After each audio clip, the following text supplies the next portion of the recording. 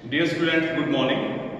तो आज के टॉपिक मेनली दो हैं। एक तो एक्टिव एंड पैसिव इम्यूनिटी है और दूसरा जो टॉपिक है which is the vaccination and immunization. तो इम्यूनिटी की बात करें, एक्टिव इम्यूनिटी की, तो सबसे पहले हम बता रहे हैं अबाउट द एक्टिव इम्यूनिटी।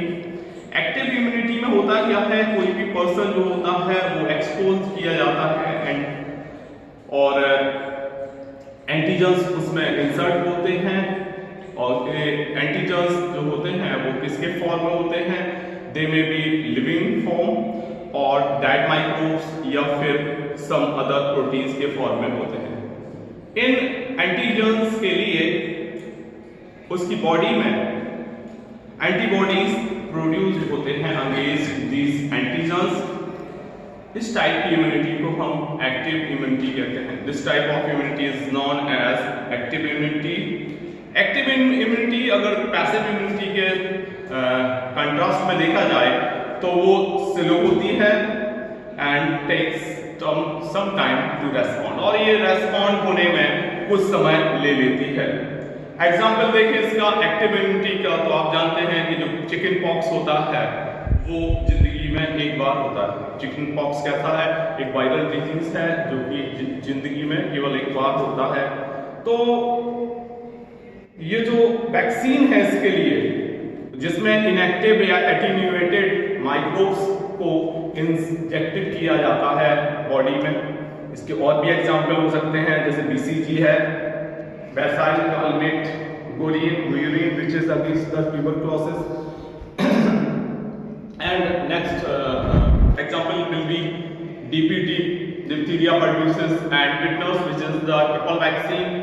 जब ये इंसर्ट होते हैं तो क्या होता है कि जो एक्टिव इम्यूनिटी होती है उसकी वजह से एंटीबॉडीज प्रोड्यूस होती हैं बॉडी में अगेंस्ट एंटीजन। एंटीजन के लिए एंटीबॉडीज जो होती हैं वो प्रोड्यूस होती हैं। ये बात हो गई एक्टिव इम्यूनिटी। अब हम बात करेंगे पैसिव इम्यूनिटी।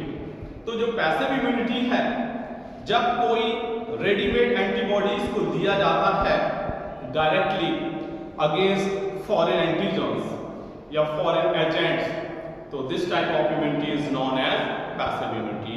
इस टाइप की इम्यूनिटी को हम पैसिव इम्यूनिटी कहते हैं। और जो रेस्पॉन्स अगेंस्ट द पैथोजन होता है वो काफी फास्ट होता है। वहां आपने देखा था स्लो था, काफी समय ले लेता था रेस्पॉन्ड करने के लिए, कुछ उसे टाइम होता ले लेता था। यहाँ क्या होगा कि ये जो फास्ट रेस्पॉन्स होगा अगेंस्ट द पैथोजन। एग्जाम्पल की बात करें, आपने सुना होगा कोलेस्ट्रॉल के बारे में, सुना होगा, ठीक है। इसका एग्जाम्पल हम बता दे रहे हैं आपको। फॉर एग्जाम्पल कोलेस्ट्रॉल में IgA होता है, IgA, ठीक है। एक इम्यूनोग्लोबुलिन होता है प्रोटीन जो कि पास होती है मदर से उसके इन्फेंट में। और इसके अलावा एंटीबॉडीज लाइक IgE, ये तो मिल्क में हो गई। एक और एंटीबॉडी बोलेंगे क्या, IgE। ये IgE है जो है वो डायरेक्टली पास होती है मदर टू हर फीटस। जो फीटस होता है उसमें पास होती है और ये किसके थ्रू होती है, थ्रू प्लेसेंटा होती है। तो these are the best example of passive immunity, ठीक है। आपने सुना होगा टिटनस एक डिजीज है, और टिटनस के बारे में जैसा कि आप जानते हैं, tetanus is an bacterial disease. Tetanus को क्योर करने के लिए इंजेक्शन या दिया जाता है, एंटी टिटनस वैक्सीन वगैरह। इसके अलावा स्नेक विनम जो होता है,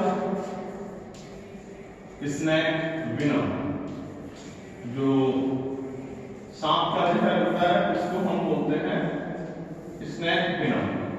तो स्नेक विनम के लिए एंटीटॉक्सिन्स जो दिए जाते हैं वो भी बेस्ट एग्जाम्पल है इसके पैसिव इम्यूनिटी के। तो इस तरीके से एक्टिव इम्यूनिटी हमने बता दी और पैसिव इम्यूनिटी आपको क्लियर करा दी। अब बात करते हैं about the vaccination and immunization. अब कौन सा टॉपिक बता रहे हैं आपको? Vaccination and immunization. आप कह सकते हैं वैक्सीनेशन क्या है? Vaccination is a type of passive immunity. Vaccination एक टाइप की पैसिव इम्यूनिटी है और जो बेस्ड होती है on the memory cells produce by the body. ये बेस्ड क्या है? मेमोरी सेल्स कैसी है? Passive immunity. वैक्सीनेशन कैसी है? Passive immunity which is based on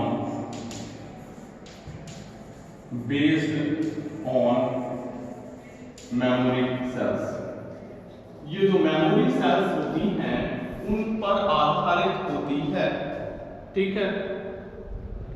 और ये मेमोरी सेल्स जो प्रोड्यूस होती हैं किसके द्वारा? खुद की बॉडी के द्वारा प्रोड्यूस होती हैं।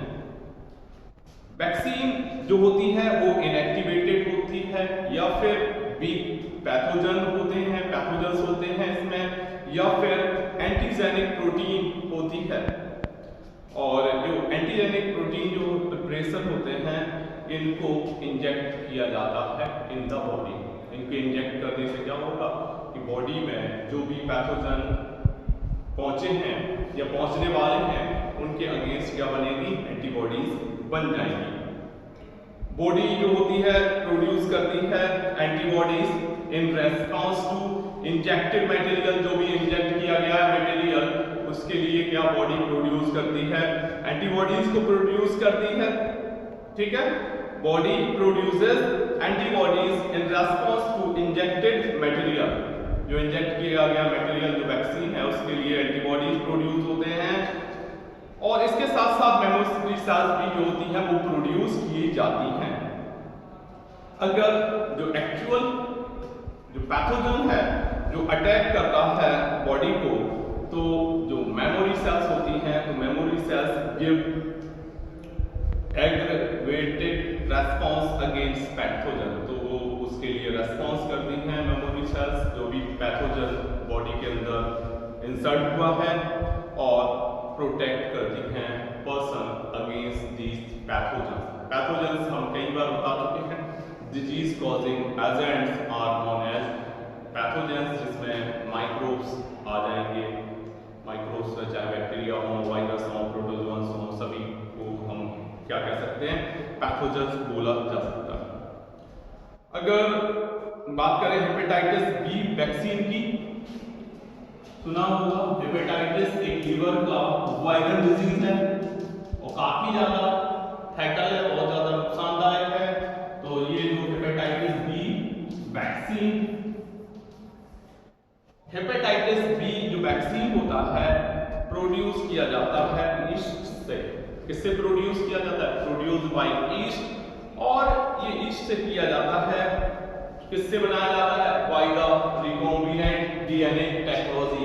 किसके थ्रू किया जाता है? इसको बनाया जाता है by the recombinant DNA technology. ध्यान रखना हेपेटाइटिस बी जो है वो ईस्ट के थ्रू टेक्नोलॉजी कौन सी होती है? जिसको कहते हैं हम रिकॉम्बिनेंट डीएनए टेक्नोलॉजी के थ्रू इसको बनाते हैं रिकॉम्बिनेंट डीएनए टेक्नोलॉजी। ध्यान रखना कौन सा? Recombinant DNA technology. तो दो टॉपिक हमने क्लियर कर दिए, एक तो एक्टिव इम्यूनिटी, पैसिव इम्यूनिटी, उसके साथ साथ हमने वैक्सीनेशन के साथ साथ हमने इम्यूनाइजेशन बताया। अब हम बता रहे हैं अबाउट द एलर्जी, ठीक है। इसका स्क्रीनशॉट जल्दी से ले लो, ले लिया स्क्रीनशॉट। अब बात करेंगे अबाउट द एलर्जी, एलर्जी के बारे में बात करेंगे।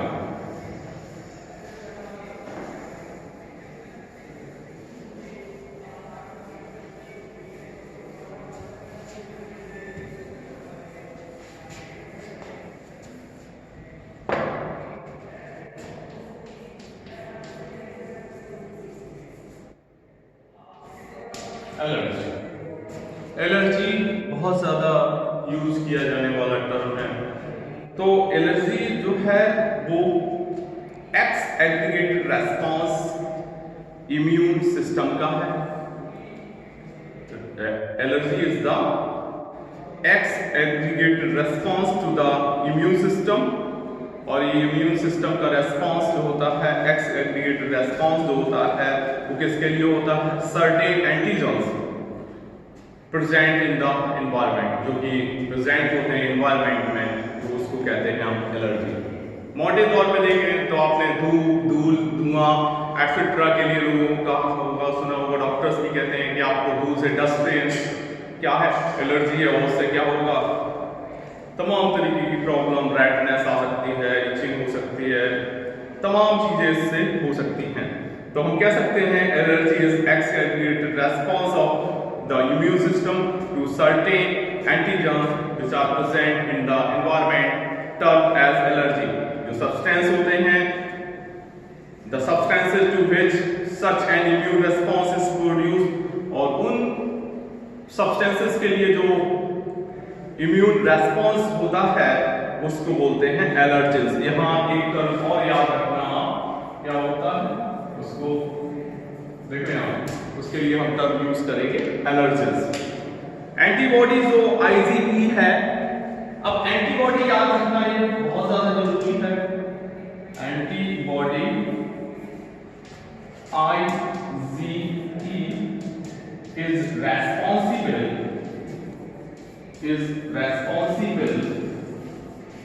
ये जो एंटीबॉडी होती है IgE is responsible for allergy. क्या लिख लोगे?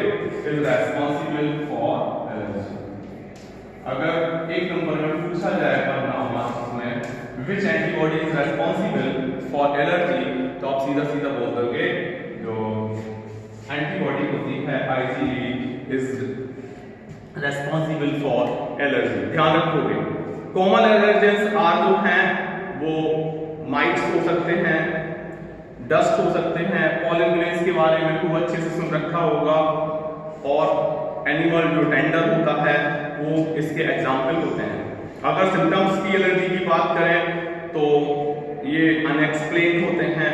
रनिंग नोज, नाक बहने लगेगी, रनिंग नोज हो सकता है, it may be breathing difficulty, सांस लेने में क्या हो सकती है, इट मे बी प्रॉब्लम हो सकती है, और नीजिंग हो सकती है, watery eyes etcetera, these all are the symptoms of allergy. तो आज हमने आपको कौन कौन सी चीजें क्लियर करा दी?